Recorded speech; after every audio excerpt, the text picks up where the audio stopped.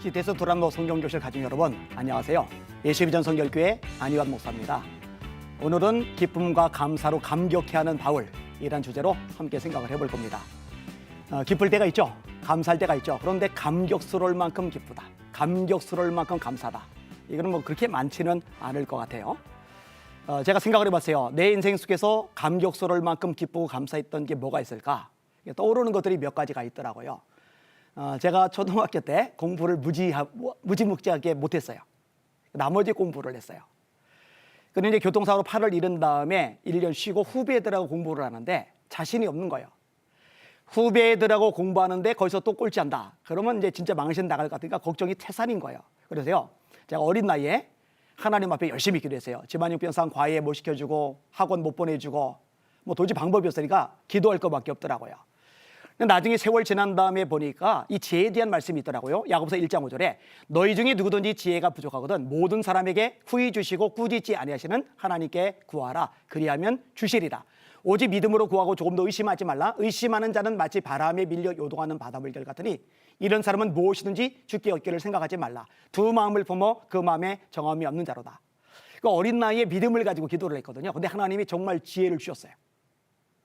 담임 선생님이 어느 날 안희환, 네, 일어나, 네, 박수, 짝짝, 교무실 앞에 가봐, 네, 하고 갔더니 전교 1등부터 50등까지 이름을 써놨는데 전교 1등에 안희환, 제 이름이 써 있는 거예요. 와, 그때 정말 감격스럽게 기쁘더라고요. 자, 또 무엇이 나를 감격스럽게 기쁘게 해줬을까? 시청자 여러분 웃으실지 모르겠는데 결혼식 하는 날이었어요. 장가 가는 날. 왜냐면요, 제가 가만히 생각해 보니까 장가 가기가 참 어려운 이 삶의 특징을 제가 가지고 있더라고요. 아버지는 알코올 중독에 도박 중독자시지, 집은 안양 뚝방촌 옆 판자촌이지, 저는 파란 없는 불구자지. 그러니까 성경적으로도 여러 가지 연약함과 한계를 가지고 있었지.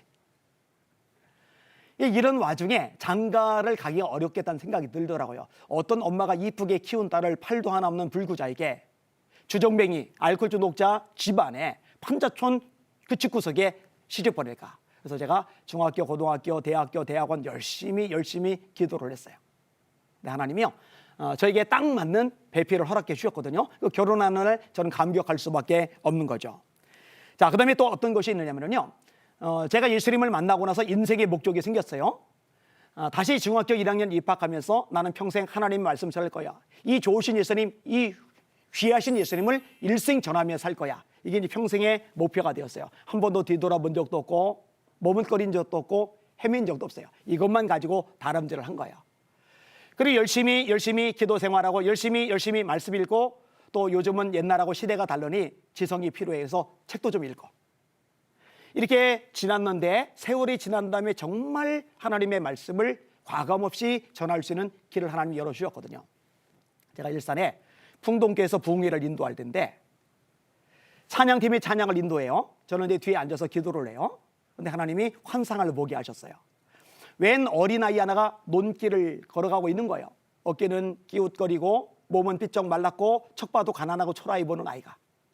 근데 아이가 이 논길 가을철 볕단들 향해서 뭐라 쫑알쫑알 거리는 모습이 보여요. 그 모습을 보는 순간 제가 뒤에서 엉엉 울었어요. 왜냐? 그 제 어릴 때 모습이거든요. 평생 말씀을 전하는 설교자가 되어야지 결심을 한 다음에 이 논길을 걸어가면서 볕단들을 향해서 설교 연습하던 모습이거든요. 근데 이 환상이 변하는 거요. 이 볕단들이 꿈틀꿈틀 거리더니 나중에 사람이 되는 거요. 제 울음소리는 점점 더 커져요. 찬양 인도하는 40분 내내 울었어요. 우는데 슬퍼서 운 게 아니에요. 너무 기뻐서, 너무 감사해서 감격 속에 울었던 거거든요. 하나님이 내 기도를 들어주셨구나. 근데요, 정말 놀라운 거는요, 저는 정말 특별한 일이잖아요. 공부 못하던 제가 1등을 하고 장가를 가고 환상을 보고. 근데 바울은요, 그런 것들 때문에 감격스러울 만큼 기뻐하는 게 아니라 성도들 보면서 성도들 때문에 감격스러울 만큼 기뻐하고 감사하는 거예요. 야, 정말 대단한 수준이구나, 이런 생각이 듭니다.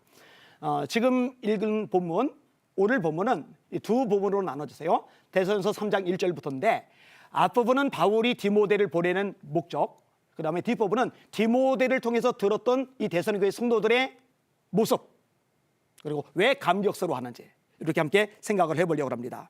자, 디모데를 파송한 목적이 1절부터 5절까지입니다. 제가 읽을게요. 이러므로 우리가 참다 못하여 우리만 아덴에 머물기를 좋게 생각하고 우리 형제 곧 그리스도의 복음을 전하는 하나님의 일꾼인 디모데를 보내노니 이는 너희를 굳건하게 하고 너희 믿음에 대하여 위로함으로 아무도 이 여러 환난 중에 흔들리지 않게 하려 함이라. 우리가 이것을 위하여 세움 받은 줄을 너희가 친히 알리라. 우리가 너희와 함께 있을 때에 장차 받을 환난을 너희에게 미리 말하였는데 과연 그렇게 된 것을 너희가 아느니라.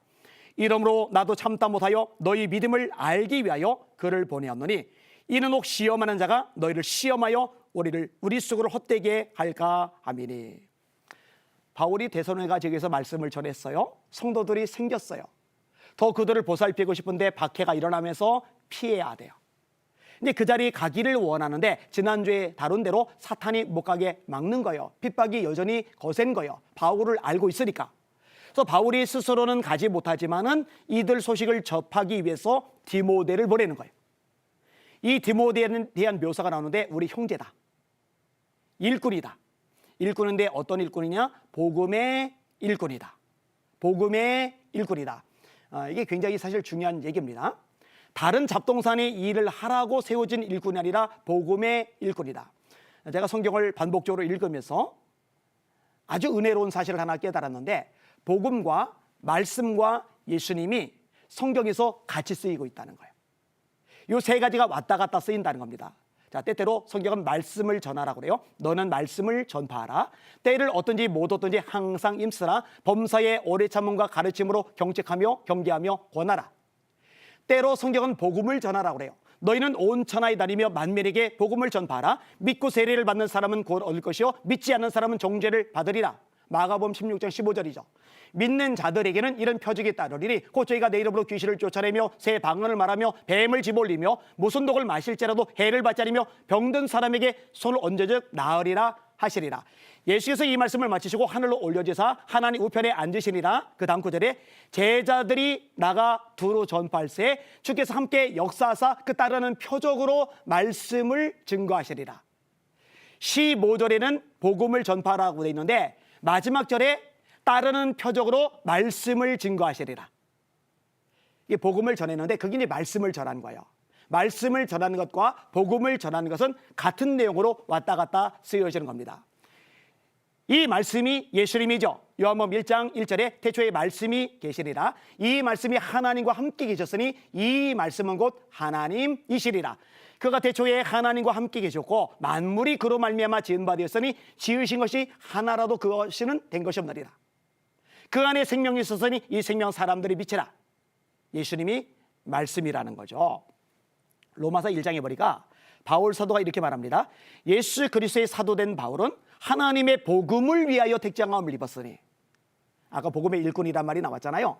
바울 사도가 말한 거예요. 내가 택정받았다, 선택받았다. 복음을 위해서 선택받았다. 복음의 일꾼인 거죠. 그럼 복음이 뭐냐? 이 복음은 하나님이 선지자들로 말미암아 그의 아들에 관하여 성경에 미리 약속하신 것이라.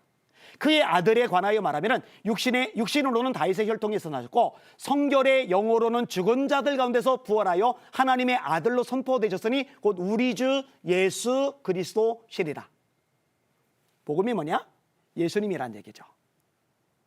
이 복음은 능력인 거예요. 그래서 로마서 1장 16절에 말합니다. 내가 복음을 부끄러워하지 아니하노니 이 복음은 모든 믿는 자에게 구원을 주시는 하나님의 능력이 됨이리라. 이 복음에는 하나님의 의가 나타나서 믿음으로 믿음에 이르게 하나니 기록된 바 의인은 믿음으로 말미암아 살리란과 같으리라. 말씀을 전파하라. 복음을 전파하라. 성전에 있든지 집에 있든지 예수는 그리스도라 말하기와 전도하기를 쉬지 아니하니라. 예수님을 전한다. 같은 말인 거예요. 복음의 일꾼, 말씀의 일꾼, 예수의 일꾼인 거죠. 자, 이 디모데가 가는데 이 디모데를 보내는데 왜 보내느냐? 여러 가지 목적들이 언급이 돼요. 하나는 이는 너희를 굳게 하고 굳게 세우려는 거예요. 이런 목회자의 관심사가 뭐겠어요? 돈 많이 버는 거 아니죠. 성공하고 출세하는 거 아니죠. 명성과 인기를 누리는 것 아니죠. 목회자는 양들을 돌아보는 거예요. 그래서 목회자로 해요. 내 양을 치라, 내 양을 먹이라, 내 양을 치라. 양들. 따라서 이 목회자의 관심사는 양들이 굳게 서 있도록 만들어주는 거거든요. 근데 지금 이 대선의 지역에 목회자가 없어요. 바울은 못 가요. 그러니까 디모데를 보내서 말씀을 통해 이 성도들을 굳건하게 세우려는 것. 이게 보내는 목적인 거죠. 여러분 누가복음 22장에 보니까 예수님이 베드로에게 이렇게 말씀하세요. 시몬아, 시몬아, 보라. 사단이 너희를 밀가부로 하려고 요구하였으나 내가 너를 위하여 네 믿음 떨어지지 않기를 기도하였노니 너는 돌이킨 후에 네 형제들을 굳게 하라. 형제들을 굳게 하라. 아주 중요한 일인 거죠. 그럼에도 어떤 목적을 가지고 있느냐? 이 데살로니가의 성도들을 위로하려는 목적을 가지고 있는 거예요. 너희 믿음에 대하여 위로함으로. 왜 위로해요? 환난을 당하고 있거든요. 핍박이 너무 거세거든요. 너무 시달리고 있거든요. 그들에게 위로가 필요한 거거든요. 그 다음에 어떤 목적을 가지고 있느냐? 자, 믿음을 굳건하게 해요. 그 다음에 위로를 해줘요. 그러면 어떤 결과가 나타나느냐? 본문에 말해요. 아무도 이 여러 환난 중에 흔들리지 않게 하려 함이라. 자, 믿음을 굳건하게 하고 위로해줘서 그 결과가 뭐냐? 환난 중에 흔들리지 않는 성도가 되게 하려는 목적을 가지고 디모데를 보낸 거예요. 여러분 성경은요, 고난 또는 환난에 대해서 절대로 나쁘게 말하고 있지 않아요. 고난당한 것이 내게 유익이라. 이로 인하여 내가 주의 율례를 배우게 되었나이다. 고난당하기 전에는 내가 그릇해가더니 이제는 주의 계명을 지키나이다. 심지어 야고보서 1장 2절은 이렇게까지 말씀합니다. 내 형제들아, 너희가 여러 가지 시험을 만나거든 온전히 기쁘게 여겨라. 이는 너희 믿음의 시련이 인내를 만들어내는 줄 너희가 알미라. 인내를 온전히 이루라. 이는 너희로 온전하고 구비하여 조금도 부족함이 없게 하려 함이라. 다만 이뿐 아니라 환난 중에도 즐거워하나니 환난은 인내를, 인내는 연단은 소망을 이루는 줄 알미리라. 이 성장하게 만드는 요새요. 성경을 보세요. 환난은요, 하나님의 사람을 정금같이 만들어줘요. 삶 속에서, 신앙에서 불순물을 제거하게 만들어줘요. 이 환난은요, 하나님의 사람을 다듬어지게 해요. 무럭무럭 아름드리 나무로 커나가게 만드는 거예요. 여러분, 시청자 여러분 가만히 한번 생각을 해보세요. 모세가 애국 왕궁에서 부귀영화를 누리면서 리더십 훈련을 받으면서 제왕 수업을 받으면서 그 세월만 보내고 이스라엘 백성들을 이끌고 광야를 지냈다면요, 못 견뎠을 겁니다. 백성들이 숙하면 원망해요. 불평해요. 모세를 갈아치우게 돼요. 새로운 장관을 세우게 돼요. 돌 들고 쳐 죽인다고 달려들어요. 이거 참아낼 길이 없어요. 심지어 미리암, 아론, 누나와 형조차도 덤벼들 때가 있어요. 그때 나오는 편이 뭐냐? 모세는 온유함이 지면 위에 있는 모든 사람보다 더한지라. 근데 모세는 원래 그렇게 온유한 사람이 아니에요. 애굽 사람이 히브리 사람 괴롭힐 때 그를 쳐 죽이고 모래 속에 감추던 사람이 모세예요. 40세 때 왕국 말미에. 근데 광야 40년 고난의 세월을 지나면서 모세가 얼마나 거대한 나무로 성장해 갔느냐. 백성들이 원망하지만, 불평하지만, 돌 들고 덤벼들지만, 장관 갈아친다고 말하지만, 수많은 고난과 시련, 아픔과 절망, 탄식, 외로움을 겪게 만들지만 그들을 끝까지 품는 거예요. 품고서 광야의 길을 지나가는 거예요. 거대한 나무로 성장해 가요. 이게 가능한 이유는 광야 40년 빼고는 해석이 안 되거든요. 유익한 거예요. 아주 가치가 있는 겁니다. 이 바울 사도는요, 이들의 상황을 구체적으로 알고 싶은 거예요. 시험하는 자가 너희를 시험하여 우리 수고를 헛되게 할까 함이리. 시험하는 자는 마귀죠.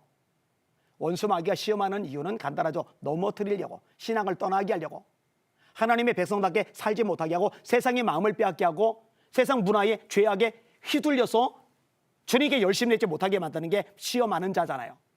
근데 이렇게 되게 할까 봐 겁이 나는 거예요. 이게 답답한 거예요. 안타까운 거예요. 그래서 바울 사도가 디모데를 보내는 겁니다.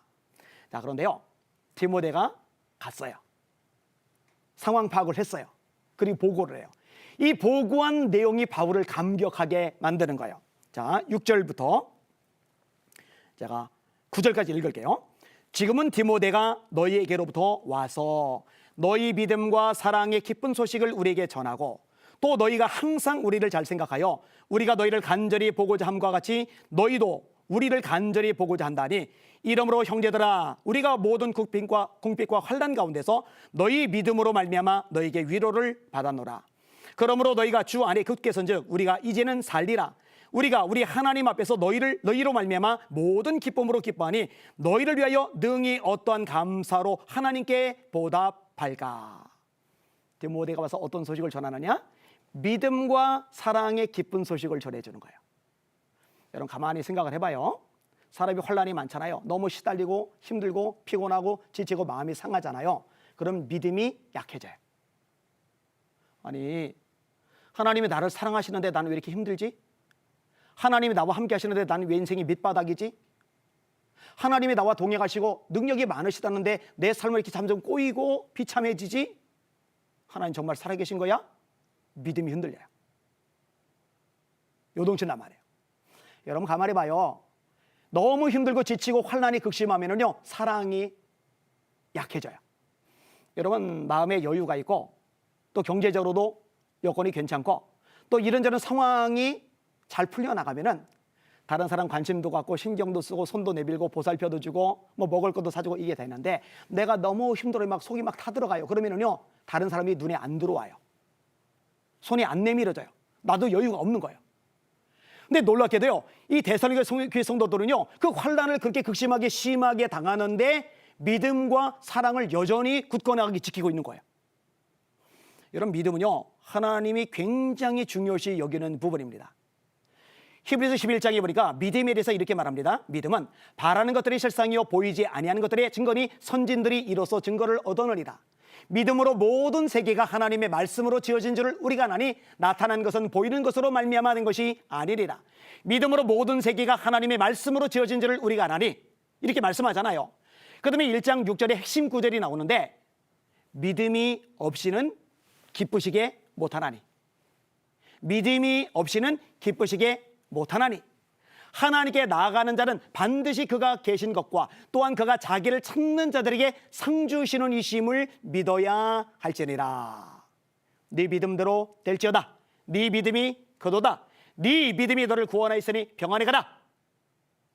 이 믿음은 너무너무 중요해요. 그래서 금보다 귀한 믿음이라고 이야기하는 거예요. 불로 연단하여도 없어질 금보다 더 귀하여. 이게 성경의 가르침이거든요. 근데 이 믿음을 여전히 유지하고 있는 거예요. 감격되죠. 여러분 사랑도 마찬가지예요. 이 사랑은요 성경의 핵심 가치 중에 하나입니다. 바울 사도가 이렇게 가르쳐요.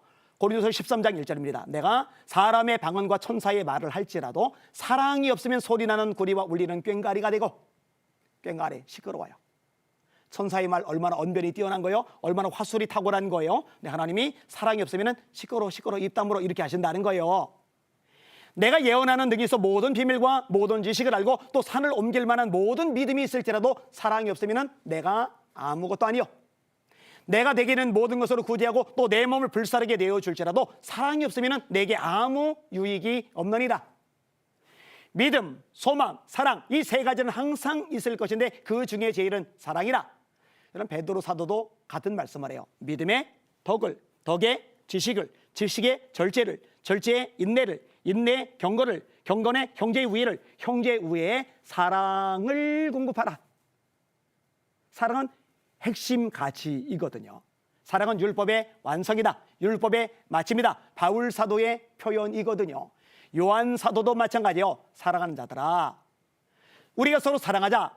사랑은 하나님께 속한 것이니 사랑하는 자마다 하나님께로서 나서 하나님을 알고 사랑하지 아니하는 자는 이는 하나님을 알지 못하나니 이는 하나님은 사랑이심이라.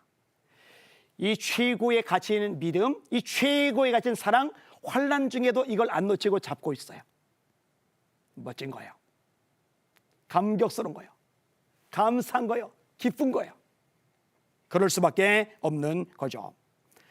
자, 그러면 어떤 것 때문에 그렇게 감격스러워하느냐? 이 데살로니가 교회 성도들이요 바울 사도를 너무너무 보고 싶어 한다는 소식을 디모데에게 들었거든요. 사실은 이제 바울이 이들을 너무너무 보고 싶어 해요. 여러 번 가고자 애썼다라고 성경은 말씀해주고 있어요. 제가요 최근에는 이제 섬교회 가서 붕이를 인도했거든요. 그런데요 제가 바울 사도의 위대함을 한 번 더 깨달았어요. 바울 사도는 섬 정도가 아니죠. 정말 위기와 고난, 환난을 많이 겪었잖아요. 근데 작년에 갔던 교회 다시 이 섬교회 가서 부흥회를 열린다는데 목요일부터 가기 싫다는 마음이 자꾸 막 생기는 거야. 회개 기도를 했어요. 금요일 날도 하나님 저를 불쌍히 여겨주세요. 용서해 주세요. 회개 기도를 했어요. 하나님 제 마음속에 기쁨으로 가고자 하는 마음을 주세요. 왜 그런 마음이 있냐면요, 보통 제가 집회를 가면은요 숙소가 있어요. 근데 거기는 섬이기 때문에 그런 숙박업소가 없어요. 사택에서 같이 머물러야 돼요. 그리고 제가 집회를 갈 때요 식사를요 한 끼만 달라고 부탁할 때가 많아요. 근데 거기는요 세 끼를 이렇게 다 먹어야 된다는, 성도들 가정에서 영접을 해주니까. 그래서 또 이제 배를 타고 들어가야 된다는. 그리고 들어가면은 이동이 이제 불자연스러운 거죠. 아니나 다를까 에피소드가 또 있어요. 갔는데 강풍이 너무 불어서 배가 안 뜬다는 거예요. 사서를 보냈대요. 근데 사서는 도착을 했는데 해경이 배 못 띄우게 가로막고 있어요. 그래서 거기서 또 54km 떨어진 다른 선적장으로 이동을 해요. 이제 거기서 배를 타요. 근데 배를 타는데 그 사선이 지붕이 없는 배예요. 날씨는 추운데 바람은 부는데 우비를 뒤집어 쓰고 가는데 바람이 그대로 맞받아 치니까 춥더라고요. 참 많이 춥더라고요. 이럴 때요 예수 믿기 전에 제가 원래 사역하던 그 교회가 더 간절히 생각이 나요.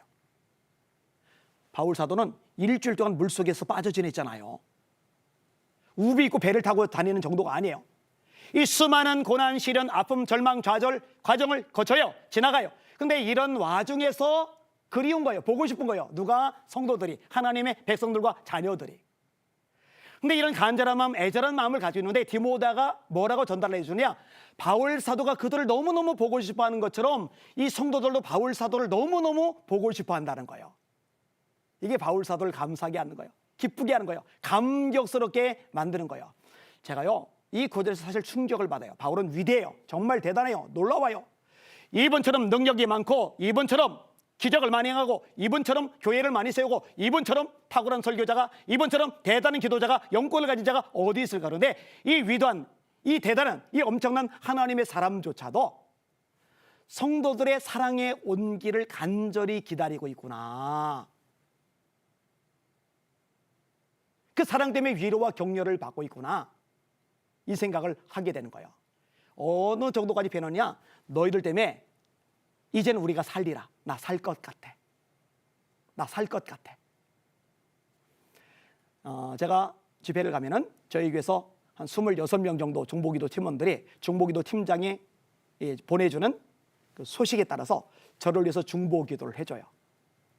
그런데요, 제가 그걸 알잖아요. 알고 있잖아요. 그 사실이 저에게 얼마나 위로와 격려가 되는지 몰라요. 정말 용기가 많이 생겨요. 맞아.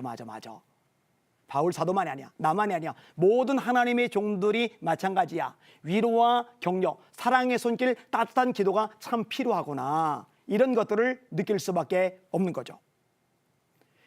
또 우리 교회 성도들 말고요, 은혜 받았던 사람들이 제가 날마다 목사님을 위해서 기도하고 있습니다. 목사님의 복음전도 설교사에게 하나님의 영광이, 능력이, 역사가, 기적이 나타나기를 하루도 빠지지 않고 중보 기도하고 있습니다. 이런 소식들이 카톡을 통해, 문자를 통해서 많이 오는데요, 그걸 볼 때마다, 받을 때마다 얼마나 용기가 난지 몰라요. 바울 사도의 표현대로 내가 살 것 같아.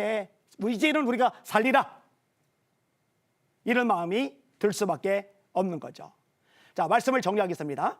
바울이 데살로니가에서 말씀을 전했어요. 성도들이 생겼어요. 근데 유대인들이 핍박 때문에 떠나간 거예요. 가고 싶은데 박해가 여전히 많아요. 바울을 알아보고 공격해요. 갈 수가 없어요. 그래서 이들이 너무 궁금해서 바울이 디모데를 보낸 거예요. 그들 굳게 하려고, 그들을 위로하려고. 이 굳게 하고 위로함으로 말미암아 환난 중에 흔들리지 않게 하려고. 그런데 디모데가 가서 보고를 해주는데 글쎄 이들이 믿음과 사랑에서 요동하지 않고 견고히 서 있는 거예요. 바울 사도를 너무너무 그리워하고 보고 싶어하고 있는 거예요. 이걸 보면서 감사가, 기쁨이 넘치는데 감격하는 거예요. 내가 어떻게 하나님께 보답할까. 참 아름다운 목회자와 성도들의 관계라고 생각이 되어집니다. 원하이는 예수 비전교회, 우리 교회만 아니라 이 땅의 교회들 속에서 이렇게 목회자와 성도 간의 아름다운 연합, 아름다운 사랑의 교제, 이런 모습이 넘쳐나기를 간절히 원합니다. 오늘은 여기까지 하겠습니다. 감사합니다.